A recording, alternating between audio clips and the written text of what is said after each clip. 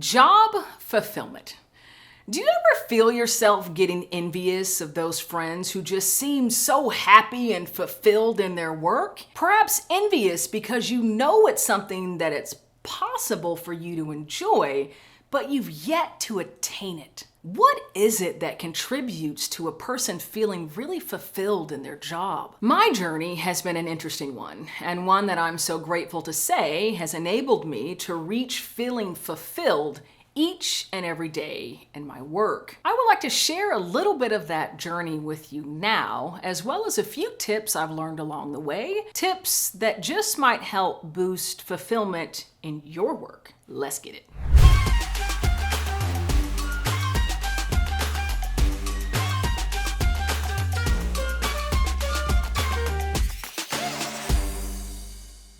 Sometimes a job is just a job.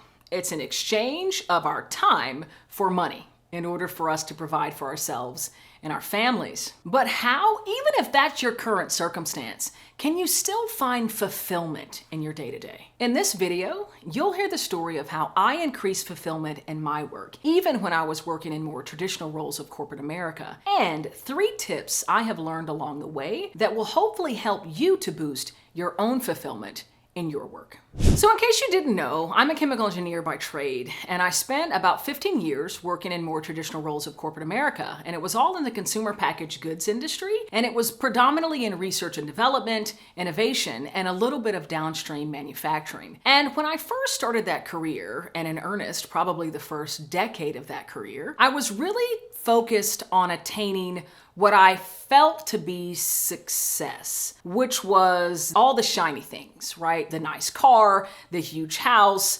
advancement after advancement after advancement, and consistently having larger and larger salary. And I found myself focusing on the tasks that didn't necessarily excite me, but that I felt were important in order to attain that success that I thought was what I wanted. It really wasn't until I got really curious about me, about what really drives me, what lights me up, what brings me joy, that I was able to discover what I've embraced my purpose in life to be. And I've embraced that purpose to be to share this light, this joy, this effervescence, this energy that I feel within me, to inspire that same energy, that light within another, to inspire that same light from you. And it was when I discovered that to be my purpose and what I'm naturally gifted at, is when my work began to change in corporate America. I started to focus more so on those elements of my work that allowed me to live that purpose, managing and developing others, actually leading meetings,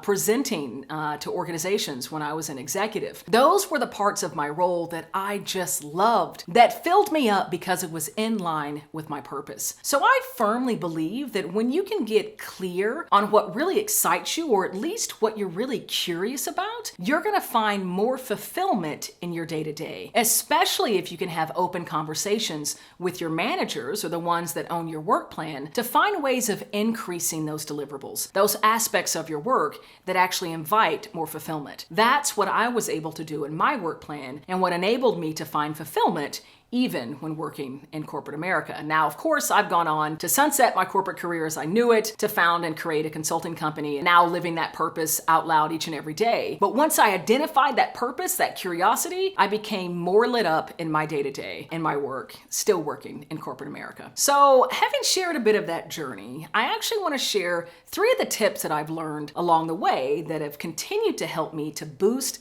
that fulfillment and enjoy that feeling of fulfillment in my day-to-day work. The first fulfillment booster tip is to identify and understand what you value most in your life. Now, that could look like your loved ones, that could look like creating generational wealth, that could look like having your own individual autonomy. Identify what are those areas that you hold most dear, that you value the most. Then identify how today your job fits in with these values. Now, you might arrive at the conclusion that I have a job that pays me so well that I'm able to go off and do these expensive hobbies that I enjoy, and I have a significant amount of autonomy me in the evenings and on the weekends. And that's where I find value. That's what really lights me up. And that's completely okay. And then you can allow that when you're in your job to realize, you know what, I'm really grateful for this work because it's providing me with the means to go off and do the things that I want to do in the evenings and on the weekends. So again, identify what those things are for you, those things that you value, that you hold most dear, and then understand what is that relationship between your job, your work,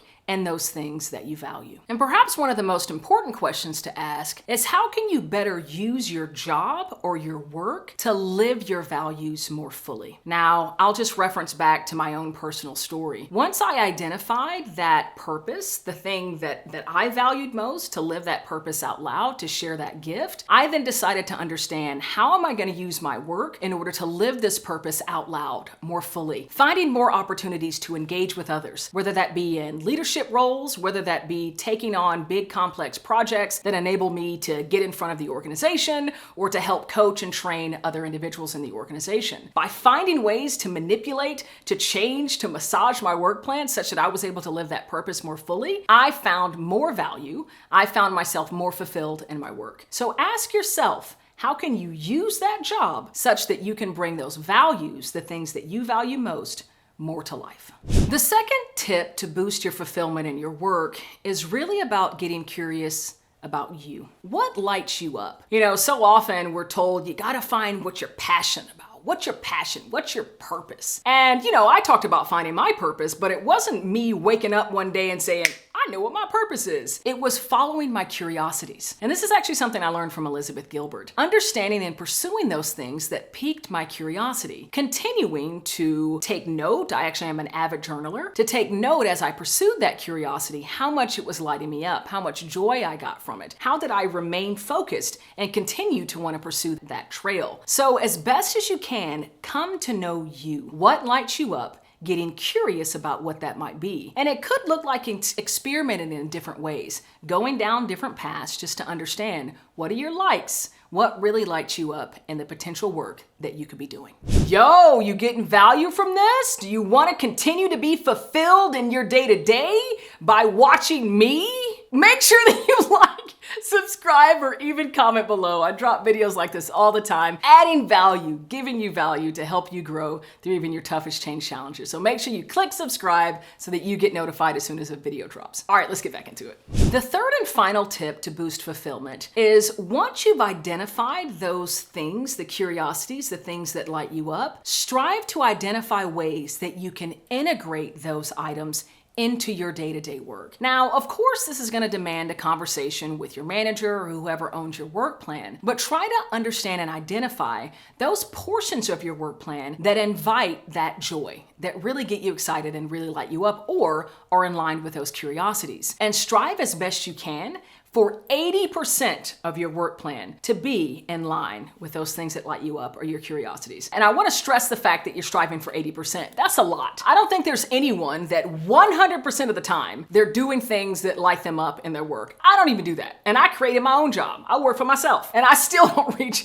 80% of the things that light me up in the work that I do. But if you can find 80% in your day-to-day, you're going to feel so fulfilled at the end of the day. Even if it was a 12-hour day and you're exhausted and can only make your way to the bed once you get home, you're still going to have that feeling of fulfillment. And I am here to attest to that. Now that I'm working in my own business, leading my own business, doing this work that I'm so passionate about, I do have 12, 13, 14-hour days. And it's exhausting, but I still feel so fulfilled in the work that I get to do because it's sharing my gifts with the world and living my purpose and ultimately doing the work that brings me so much joy and so much excitement. So, assuming you got value from that, I've got something else for you for free, $0. I want to gift you a free chapter of my best-selling book, Change Enthusiasm: How to Harness the Power of Emotion for Leadership and Success. As you think about reaching fulfillment in your work, you might be in a place right now where you're feeling more frustration, more anger when you're in your work versus when you're not. And Change Enthusiasm is a growth mindset that I've invented that will enable you to use the power of that emotion to actually fuel you forward as opposed to making you feel stagnant or stuck. And I want to gift you the introductory chapter to this growth mindset. All you got to do is click the link below. I want to make sure you have the data, the research, and the insights to ensure your growth through even your most challenging changes. I'm Cassandra Worthy. And until we meet again, keep growing and keep rocking.